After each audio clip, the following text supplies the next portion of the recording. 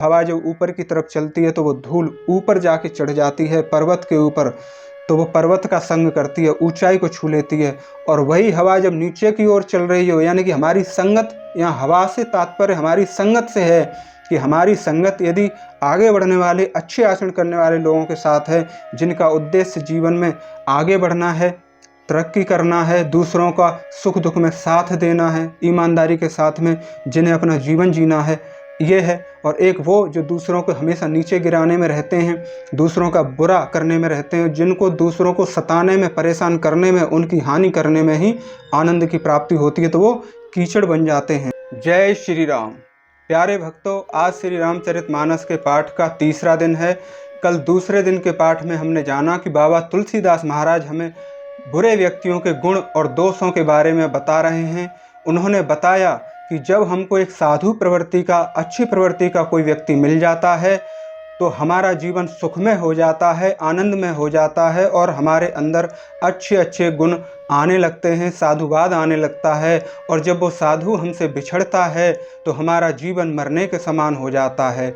और इसी तरह अगर कोई दुष्ट व्यक्ति, बुरी प्रवृत्ति का व्यक्ति हमसे मिलता है तो उसका मिलना हमारे लिए मृत्यु के समान हो जाता है। यानी कि यहाँ पर तुलसीदास महाराज जी कहते हैं कि अच्छे व्यक्ति का हमारे जीवन से चले जाना, बिछुड़ जाना मृत्यु के समान है, और बुरे व्यक्ति का हमारे जीवन में आ जाना या मिल जाना मृत्यु के समान है।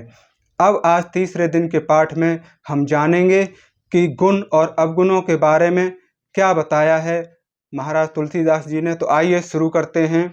जय श्री राम, जय सीता माता, जय बजरंगबली। भल अनभल निज निज कर तूती, लहत सुजस अपलोक विभूति। सुधा सुधा कर सुर सरि साधु, गरल अनल कली मैं सरि व्याधु। गुण अब गुण जानत सब कोई, जो जही भाव नीक तही सोही। कितनी अच्छी बात कही है। भले और बुरे अपनी अपनी करनी के अनुसार सुंदर यश और अपयश की संपत्ति पाते हैं। यानी कि जो भले व्यक्ति हैं वो यश पाते हैं, और जो बुरे व्यक्ति, बुरे आचरण वाले लोग हैं, वो अपयश ही पाते हैं।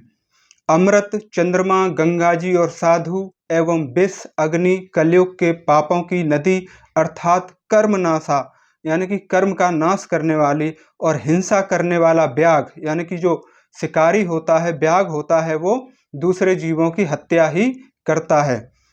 इनके गुण अवगुण सब कोई जानते हैं, किंतु जिसे जो भाता है उसे वही अच्छा लगता है। यहाँ पर कहा गया है कि जैसे अमृत जो है वो जीवन देता है, चंद्रमा शीतलता देता है, गंगा जी सभी कर्मों के, अच्छे बुरे पापों का नाश करने वाली हैं, साधु साधुत्व प्रदान करते हैं, और विष यदि कोई ग्रहण कर ले तो मृत्यु का कारण बन जाता है। तो यहाँ पर सभी में गुण और अवगुण हैं, लेकिन जिसको जो अच्छा लगता है वो वही करता है। भलो भला ही पैल ही लही, नीचा ही नीचु। सुधा सरी अमृतता, गरल सराही मीचु। भला भलाई ही ग्रहण करता है और नीच नीचता को ही ग्रहण किए रहता है। अमृत की सराहना अमर करने में होती है और विष की मार देने में होती है। जैसे अमृत पीने से या उसका सेवन करने से व्यक्ति अमर हो जाता है, उसको जीवन दान मिल जाता है, उसी तरह विष का पान करने से व्यक्ति की मृत्यु हो जाती है। इसी तरह भला व्यक्ति हमेशा अच्छी चीज़ें, अच्छी बातें, अच्छे आचरण ही ग्रहण करता है, और जो नीच प्रवृत्ति के लोग हैं वो हमेशा नीचतापूर्ण व्यवहार करते हैं और ऐसी ही अभद्र बातों को, अभद्र आचरण को अपने जीवन में धारण करते हैं। खल अघ अगुन साधु गुण गाहा, अभय अपार उदित अब गाहा। तही तय कछु गुण दोष बखाने, संग्रह त्याग न बिनु पहचाने। दुष्टों के पापों और अवगुणों की और साधुओं के गुणों की कथाएं दोनों ही अपार और अथाह हैं। इसी से कुछ गुण और दोषों का वर्णन किया गया है, क्योंकि बिना पहचाने उनका ग्रहण या त्याग नहीं हो सकता। यहाँ पर तुलसीदास महाराज जी कहते हैं कि दुष्ट प्रवृत्ति के लोगों में और अच्छे प्रवृत्ति के लोगों में कुछ गुण होते हैं, कुछ अवगुण होते हैं। वही गुण और अवगुण उनको एक अच्छा इंसान बनाते हैं और बुरा इंसान बनाते हैं। तो यहाँ पर श्री रामचरितमानस में हमको आगे ये बताया जाएगा कि हम अच्छे और बुरे दोनों ही आचरण और प्रवृत्तियों की पहचान कैसे करें, क्योंकि जब हम इनकी पहचान कर लेंगे तभी तो हम इनको छोड़ पाएंगे और ग्रहण कर पाएंगे। यानी कि बुरी आदतें अगर हमारे अंदर हैं, क्या क्या हैं ये हमें पता चल जाए तो हम इन्हें तुरंत ही छोड़ने का प्रयास करेंगे। और क्या क्या अच्छी चीज़ें हैं जो हमें जीवन में अपनानी चाहिए, धारण करनी चाहिए, उनका अनुसरण करना चाहिए, तो हम उन्हें अनुसरण करेंगे। भले उपोच सब विधि उपजाई, गनि गुण दोष वेद बिल गाए। कहिय वेद इतिहास पुराना, विधि प्रपंच गुण अवगुण साना। भले बुरे सभी ब्रह्मा के पैदा किए हुए हैं, पर गुण और दोषों को विचार कर वेदों ने उनको अलग अलग कर दिया है। वेद, इतिहास और पुराण कहते हैं कि ब्रह्मा की यह सृष्टि गुण अवगुणों से भरी हुई है। यहाँ पर कहा गया है कि जो भले व्यक्ति हैं, भले प्राणी हैं, और जो दुष्ट प्रवृत्ति के प्राणी हैं, वो सब ब्रह्मा के द्वारा ही उत्पन्न किए गए हैं। और वेदों ने उनको अलग अलग कर दिया है। कैसे? गुण के आधार पर और उनके दोषों के आधार पर। वेद, इतिहास और पुराण कहते हैं कि ब्रह्मा की यह सृष्टि गुण अवगुणों से भरी पड़ी है। इस बात को इस तरह समझना चाहिए कि जैसे हमारा घर है और हमारे घर में बिजली लगी हुई है, यानी कि इलेक्ट्रिसिटी है, जिसको हम कूलर, पंखा, एसी, फ्रिज, लाइट जलाने में प्रयोग में लाते हैं। लेकिन वो जो बिजली है वो एक ही पावर हाउस से सभी घरों में, सभी लोगों के घरों में जा रही है, वहीं से आपके घर में आ रही है। और उसी बिजली से एक बल्ब आपके कमरे में जल रहा है, यानी कि एक बल्ब कहें या एक लाइट कहें, और एक पूजा का जो स्थान होता है, पूजा का जो मंदिर होता है, उसमें जल रहा है। उसी बिजली से संचालित होकर दूसरा बल्ब आपके बाथरूम में जल रहा है, प्रसाधन वाले कक्ष में जो होता है रूम, उसमें जल रहा है। तो यही अंतर होता है कि जैसे ब्रह्मा जी ने सबको बनाया, लेकिन उनके गुण और अवगुण, उनका आचरण उनको अलग बनाता है। उसी प्रकार से बिजली एक ही जगह बनी, एक ही पावर हाउस से सप्लाई होके आई, लेकिन एक बेडरूम में जल रही है, एक ड्राइंग रूम में जल रही है, एक किचन में जल रही है और दूसरी बाथरूम में जल रही है। यही अंतर है कि जो गुणवत्ता है और जो गुणवत्ता नहीं है, वही चीज़ आदमी को, इंसान को एक दूसरे से, प्रवृत्ति को अलग बनाती है। इसलिए हमें बुरे जो लक्षण हैं, बुरे जो काम हैं, उनका त्याग कर देना चाहिए और अच्छे गुणों को, अच्छे आचरण को धारण करना चाहिए। दुख सुख पाप पुण्य दिन राति, साधु असाधु सुजाति कुजाति। दानव देव उच्च अरु नीचु, अमिय सजीवन मारहु मीचु। माया ब्रह्मा जीव जगदीसा, लक्ष्य अलक्ष्य रंक अभनीसा। काशी मग सुर सरिक्रम नासा, मरु मारव महिदेव गवासा। सरग नरग अनुराग विरागा, निगमानिग गुण दोष विभागा। यहाँ पर कहा गया है कि दुख सुख, पाप और पुण्य, दिन और रात, साधु और असाधु, सुजाति कुजाति, दानव और देवता, ऊंच और नीच, अमृत और विष, सुजीवन यानी कि सुंदर जीवन और मृत्यु, माया और ब्रह्मा, जीव ईश्वर, संपत्ति और दरिद्रता, रंक और राजा, काशी और मगध, गंगा और कर्मनाशा, मारवाड़ और मालवा, ब्राह्मण और कसाई, स्वर्ग और नरक, अनुराग और वैराग्य, ये सभी पदार्थ भगवान की सृष्टि में है, ब्रह्मा जी के द्वारा ही रचित हैं। वेद शास्त्रों ने उनके गुण दोषों का विभाग कर दिया है। जड़ चेतन गुण दोष में विश्व कीन करतार, संत हंस गुण गही प्रिय, पर हरि बारी विकार। विधाता ने इस जड़ चेतन विश्व को गुण दोष में रचा है, किंतु संत रूपी हंस दोष रूपी जल को छोड़कर गुण रूपी दूध को ही ग्रहण करते हैं। यहाँ पर कहा गया है कि ब्रह्मा जी ने इस सृष्टि को गुण और अवगुण दोनों ही तरीके से रचा है, रचना की है। और लेकिन जो अच्छी प्रवृत्ति के लोग हैं, संत रूपी जो लोग हैं, वो दोष रूपी चीज़ों को छोड़ देते हैं और गुण रूपी दूध के समान जो गुण प्रदान करने वाली चीज़ें हैं, अच्छी चीज़ें हैं, उनको ग्रहण करते हैं। अस विवेक जब दही विधाता, तब तज दोष गुण ही मनुराता। काल स्वभाव कर्म बरियाई, भले प्रकृति बस चुकई भलाई।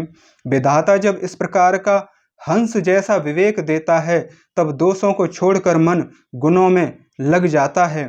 काल स्वभाव और कर्म की प्रबलता से भले लोग साधु भी माया के बस में होकर कभी कभी भलाई से चूक जाते हैं।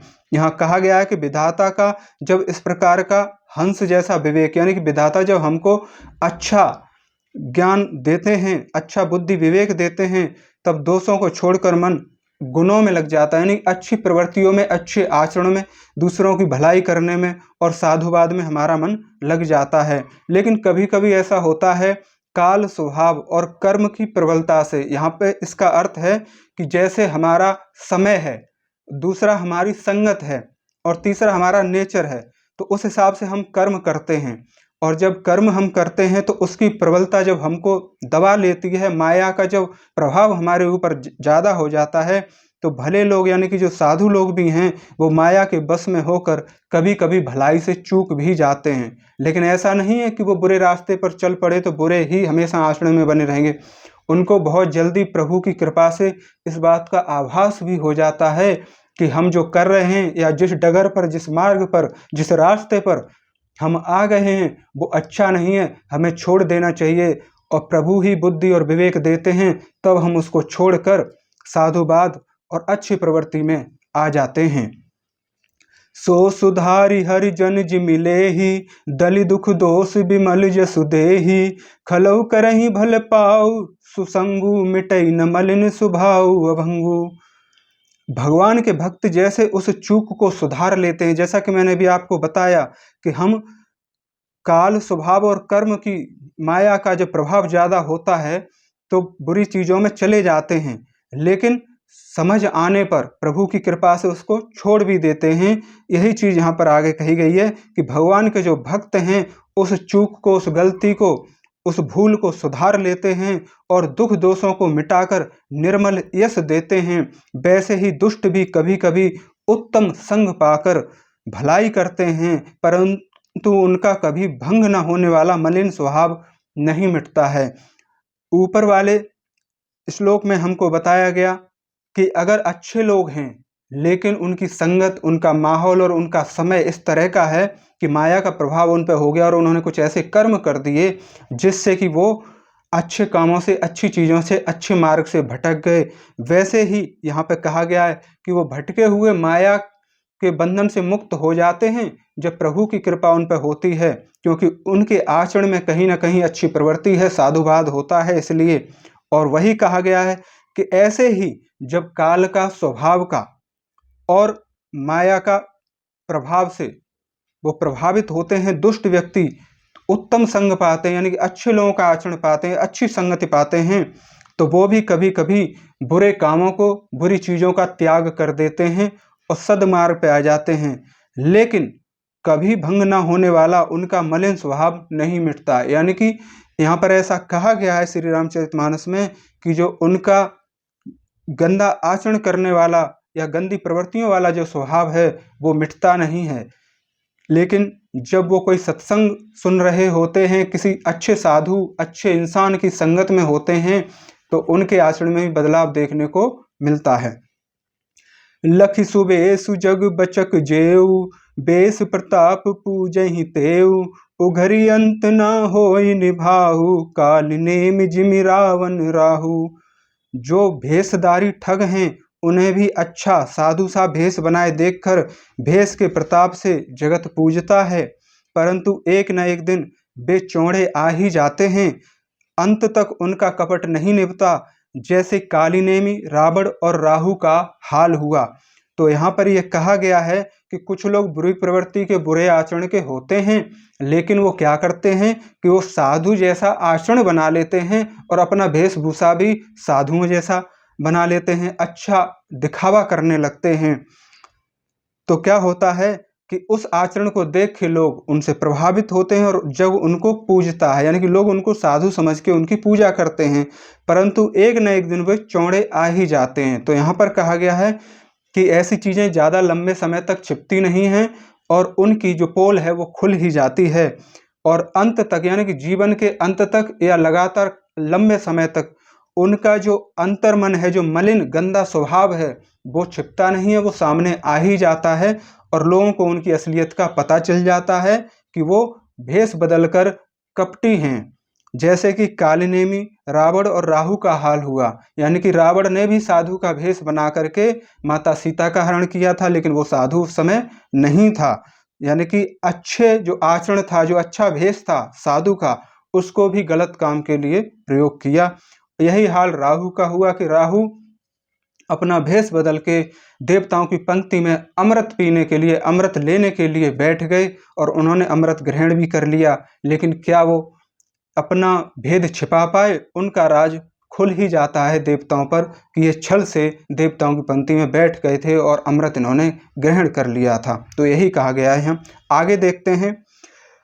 केहू के कवेसु साधु सन्मानु, जिमि जग जाम बंत हनुमानु, हानि कुसंग सुंग सुकंदित लाहु, लोकहु वेद विदित सब काहू। बुरा वेश बना लेने पर भी साधु का सम्मान ही होता है, जैसा कि अभी पीछे बताया गया। जैसे जगत में जामवंत और हनुमान जी का हुआ, बुरे संग से हानि और अच्छे संग से लाभ होता है, यह बात लोक और वेदों में है और सभी लोग इसे जानते हैं। ठीक है ना। तो अगर अच्छे लोग बुरा वेश भी बना लें तो भी उनका भेद खुल जाता है कि अच्छे प्रवृत्ति के लोग हैं, लेकिन किसी मजबूरी के बस या किसी स्थिति या समय के वशीभूत होकर ये ऐसा कर रहे हैं। क्योंकि यहाँ पे हनुमान जी का उदाहरण दिया गया है कि जब रामचंद्र जी और लक्ष्मण जी दोनों भाई सीता जी को खोजते हुए वन वन भटक रहे थे, तो दूर से जब उनको पता चल जाता है कि कोई आ रहा है, तो हनुमान जी साधु भेष में उनसे मिलने आते हैं, उनका रहस्य जानने के लिए कि ये दोनों जो सन्यासी का भेष धारण किए हुए हैं, ये कौन है। तो वो साधु भेष में आते हैं, लेकिन भगवान राम और लक्ष्मण से उनका भेद ज़्यादा देर नहीं छिपता है और भगवान उनसे पूछ ही लेते हैं कि आप कौन हो, तो बता देते हैं और वो अपने असली रूप में आ जाते हैं। तो यहाँ पर ये कहा गया है कि जो बुरे लोग हैं और वो अच्छा भेष भी धारण कर लें तो भी वो एक दिन उनकी पोल पट्टी खुल ही जाती है, लोगों के सामने उनका कपट आ जाता है। और अच्छे लोग बुरे भेष में भी रहें या फिर कैसे भी रहें तो भी उनकी अच्छाई एक दिन निकल के सामने आ ही जाती है। गगन चढ़ई रज पवन प्रसंगा, कीचहि मिलै नीच जल संगा, साधु असाधु सदन सुख सारी, सुमिरहि राम देहि गनगारी। कितनी अच्छी बात कही गई है कि पवन के संग से धूल आकाश पर चढ़ जाती है, यानी कि जब तेज हवाएं चलती हैं तो जो धूल मिट्टी होती है वो हवा के साथ जाके पर्वत के ऊपर जाके छा जाती है, लग जाती है। और वहीं नीच की ओर बहने वाली जल के संग से कीचड़ में बदल जाती है, यानी कि वैसे ही कोई हवा चल रही है वो नीचे को चल रही है, तो जो धूल है, मिट्टी है, वो जाके उस पानी में उस चली जाती है और पानी के साथ मिलकर के कीचड़ में तब्दील हो जाती है, कीचड़ बन जाती है। साधु के घर के तोता मैना राम राम सुमिरते हैं, यानी कि जो अच्छे लोग होते हैं, साधु प्रवृत्ति के लोग होते हैं, जो सात्विक होते हैं, उनके घर में अगर तोता मैना भी पले हैं तो वो भी क्या कहते हैं, राम राम का जाप करते रहते हैं। क्योंकि तोते की ये प्रवृत्ति होती है कि वह जो सुनता है, जो देखता है, उसको वो तुरंत ही अनुसरण कर लेता है, वैसा ही बोलने लगता है। और असाधु के घर यानी कि जो साधु नहीं है, साधु का मतलब अच्छी प्रवृत्ति के लोग, और जो असाधु आ लग गया जब, असाधु यानी कि जो साधु नहीं है, जिनकी प्रवृत्ति साधुओं वाली नहीं है, उनके बारे में बताया गया है कि असाधु के घर के तोता मैना गिन गिन कर गालियां देते हैं। तो कहने का मतलब यह है कि जो व्यक्ति जिस प्रवृत्ति, जिस परिवेश, जिस माहौल में रहेगा उस पर वैसा ही असर होगा और उसकी बुद्धि वैसी ही बन जाएगी। तो साधु के घर के तोता मैना भी राम राम का नाम का जाप करते हैं और असाधु के घर के गालियां देते हैं, क्योंकि उन्होंने अपने दोनों मालिकों से, दोनों तोतों ने जो देखा है, जो सुना है, वही वो आचरण कर रहे हैं। कि धूल तो वही है और हवा भी वही है, लेकिन वो हवा जो ऊपर की तरफ चलती है तो वो धूल ऊपर जाके चढ़ जाती है पर्वत के ऊपर, तो वो पर्वत का संग करती है, ऊंचाई को छू लेती है। और वही हवा जब नीचे की ओर चल रही हो, यानी कि हमारी संगत, यहाँ हवा से तात्पर्य हमारी संगत से है, कि हमारी संगत यदि आगे बढ़ने वाले, अच्छे आचरण करने वाले लोगों के साथ है, जिनका उद्देश्य जीवन में आगे बढ़ना है, तरक्की करना है, दूसरों का सुख दुख में साथ देना है, ईमानदारी के साथ में जिन्हें अपना जीवन जीना है, ये है। और एक वो जो दूसरों को हमेशा नीचे गिराने में रहते हैं, दूसरों का बुरा करने में रहते हैं, जिनको दूसरों को सताने में, परेशान करने में, उनकी हानि करने में ही आनंद की प्राप्ति होती है, तो वो कीचड़ बन जाते हैं। तो धूम कुसंगति कारिक होई, लखिय पुराण मंजू मसि सोई, सोई जल अनल अनिल संघाता, होई जलद संग जीवन दाता। कुसंग के कारण धुआं कालिक कहलाता है, यानी कि बुरा संग हो जाए तो जो धुआं होता है वो कालिक बन जाता है। कालिक कहते हैं ना कि बुरी है, बुरी कालिक है, कि इसने तो चेहरे पर कालिक ही लगवा दी, यानी कि इसने नाम मिट्टी में मिला दिया, नाक कटवा दी, कहते हैं ना, ये कहावत भी है।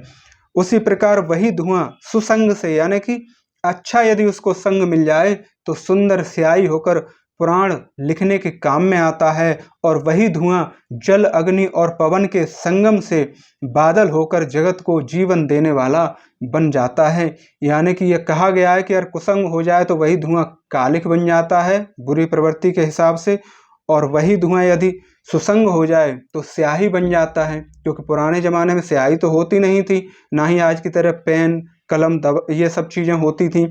तो उस समय ये जो दीपक होता है, दीपक की जो राख ऊपर जाके ऐसे करके लग जाती थी, आपने देखा भी होगा गांव देहात में, जहाँ दिया जलता रहता है एक ही स्थान पर लगातार, तो वहाँ पर काला काला काफ़ी ऊंचा सा बन जाता है। तो उससे वेद पुराणों की रचना पहले लोग किया करते थे, स्याही के समान वो काम में आता था।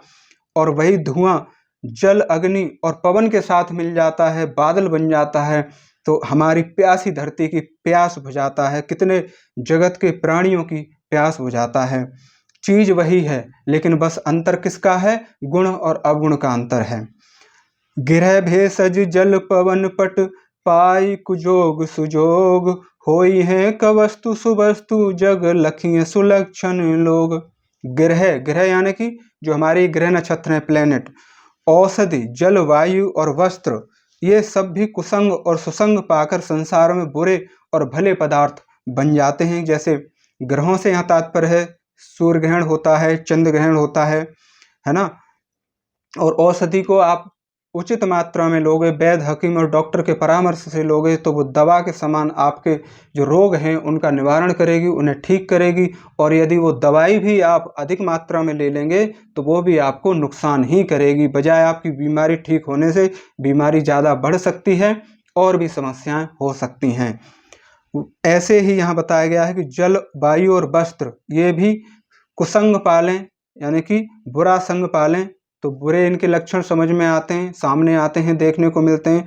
और सुसंग पालें तो फिर संसार में बुरे और भले पदार्थ हो जाते हैं। चतुर एवं विचारशील पुरुष ही इस बात को समझ पाते हैं, यहाँ कहा गया है। आगे देखते हैं। सम प्रकाश तम पाख दुहु, नाम भेद विद कीन, शशि शोषक पोषक समुझी, जग सज अपजस दीन। महीने के दोनों पखवाड़ों में उजियारा और अंधेरा समान ही रहता है, परंतु विधाता ने इनके नाम में अंतर कर दिया है। एक का नाम शुक्ल पक्ष रख दिया और दूसरे का नाम कृष्ण पक्ष रख दिया।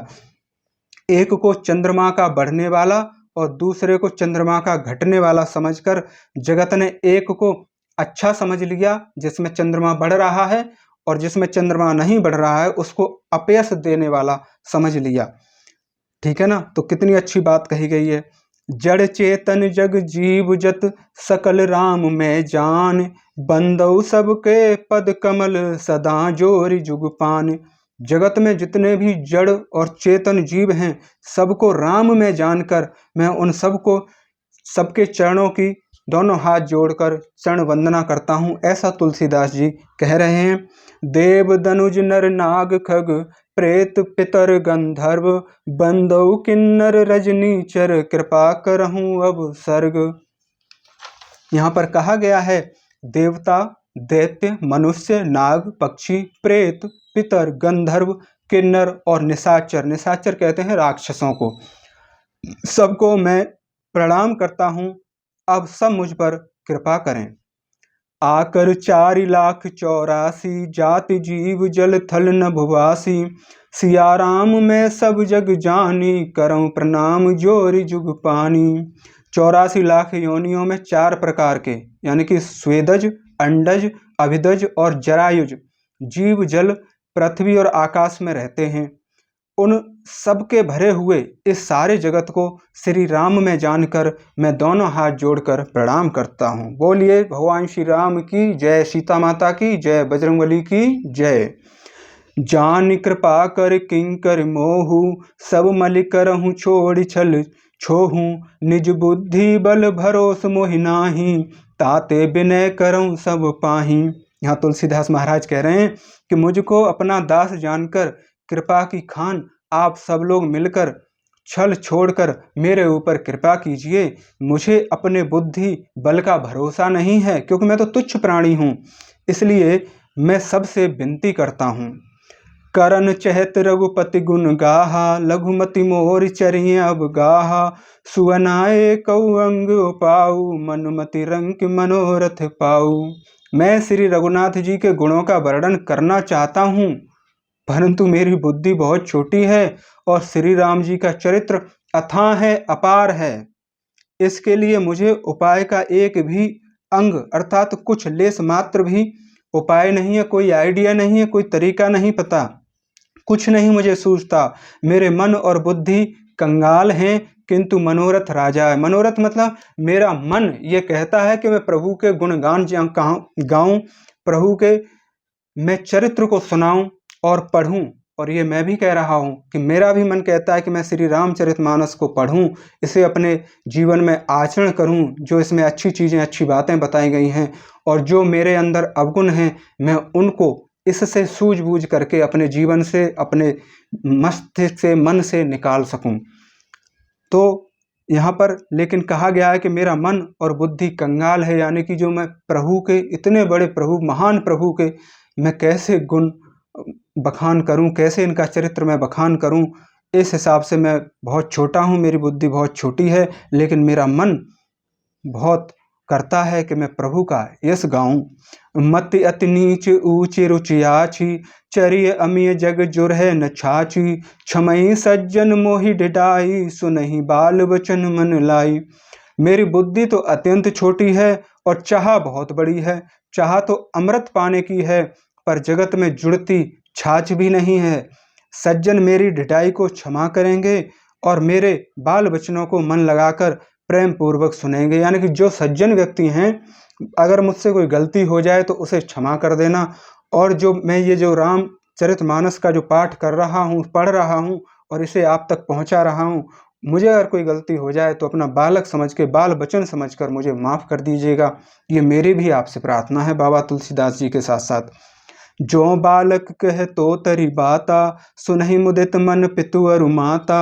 हसी हई कूर कुटिल कुविचारी, जे पर दूषण भूषण धारी। जैसे बालक जब तोतले वचन बोलता है ना, बच्चा जब छोटा होता है तो वो तोतले जवान से कुछ भी कहता है तो उसके माता पिता उसे प्रसन्न मन से सुनते हैं, यानी माता पिता को अच्छा लगता है, खुशी खुशी सुनते हैं कि देखो बच्चा बोल रहा है। किंतु जो क्रूर कुटिल और बुरे विचार वाले जो लोग हैं, बुरी प्रवृत्ति के जो लोग हैं, वो दूसरों के दोषों को भी भूषण रूप से धारण किए रहते हैं, यानी कि बुरी प्रवृत्तियों को ही या दूसरों के दोषों को ही देखते हैं, अच्छाई उन्हें दिखाई नहीं देती। जिन्हें पराये दोष ही प्यारे लगते हैं वो तो हंसेंगे ही। निज कवित कही लाग ननी का, सरस हो अथवा अति फीका। जे पर भनति सुनत हर साही, तेवर पुरुष बहुत जग नाही। रसीले हों या अत्यंत फीके हों, अपनी कविता किसे अच्छी नहीं लगती, किंतु जो दूसरों की रचना को सुनकर हर्षित होते हैं, खुश होते हैं, प्रसन्न होते हैं, ऐसे उत्तम पुरुष यानी कि ऐसे अच्छी प्रवृत्ति के लोग जगत में यानी कि संसार में बहुत ज़्यादा देखने को नहीं मिलते, बहुत ज़्यादा नहीं पाए जाते। तो मेरे प्यारे भाई बहनों, प्यारे भक्तों, ये आज श्री रामचरितमानस पाठ का तीसरा दिन मैंने संपन्न किया। आगे कल भी हम अगले दिन के पाठ में लेके आएंगे। अभी गुण और अवगुणों के बारे में महाराज तुलसीदास जी ने बहुत बताया है, बहुत आगे तक चलेगा। पहले बाबा तुलसीदास जी बुरे लोगों की प्रवृत्ति के बारे में बताएंगे, फिर अच्छे लोगों की प्रवृत्ति के बारे में भी बताएंगे। और मेरी एक ये छोटी सी कोशिश है अपने वेद पुराण और अपनी जो ये ग्रंथ हैं इनको मैं आप तक पहुंचा पाऊं। क्योंकि मैं जब भी टीवी में ये सीरियल देखता था, जैसे अपना महाभारत है, रामायण है और श्री कृष्णा, जय हनुमान, शिव महापुराण वगैरह, तो उसमें मन में बहुत सारे प्रश्न रह जाते थे जो क्लियर नहीं होते थे, जो दिमाग में बने रहते थे कि ऐसा हुआ तो कैसे हुआ, मैं इसको जानूं। तो इसी जिज्ञासा की वजह से मैंने ये सोचा कि अपने जो भी वेद पुराण हैं उनका अगर हम पाठ कर सकते हैं, उनको स्वयं पढ़ सकते हैं, तो मैं पढूं, उनके बारे में जानूं, जिससे हमारे जो मन में शंका है वो समाधान होगी। तो मैं ये पाठ बहुत समय से करना चाहता था, लेकिन समय न मिल पाने के कारण नहीं कर सका। तो ऐसे ही मेरे बहुत सारे भाई बहन बंधु हैं जो अपने इन धार्मिक ग्रंथों को पढ़ना तो चाहते हैं, इनसे सीखना तो चाहते हैं, इनको जीवन में धारण तो करना चाहते हैं, परंतु जीवन के उलझनों में, झंझटों में उलझे हुए हैं और आज की भागदौड़ भरी जिंदगी में समय भी नहीं है, व्यस्तता बहुत है, तो नहीं पढ़ पाते हैं, नहीं स्वाध्याय कर पाते हैं। तो इसीलिए मैं फिर ये पाठ खुद भी कर रहा हूँ और वीडियो के माध्यम से आप लोगों तक पहुँचा रहा हूँ। यदि मेरी कोई गलतियाँ हों, त्रुटियाँ मुझसे हो जाएं जाने अनजाने में, तो मुझे क्षमा करना। और अगर कुछ अच्छा लगे तो मुझे अपना छोटा भाई समझ के अपना प्यार देना, बेटा समझ के अपना प्यार देना। भगवान से मेरी यही प्रार्थना है कि आप सभी स्वस्थ रहें, प्रसन्न रहें। मिलते हैं कल। जय श्री राम, जय सीता माता, जय बजरंगबली।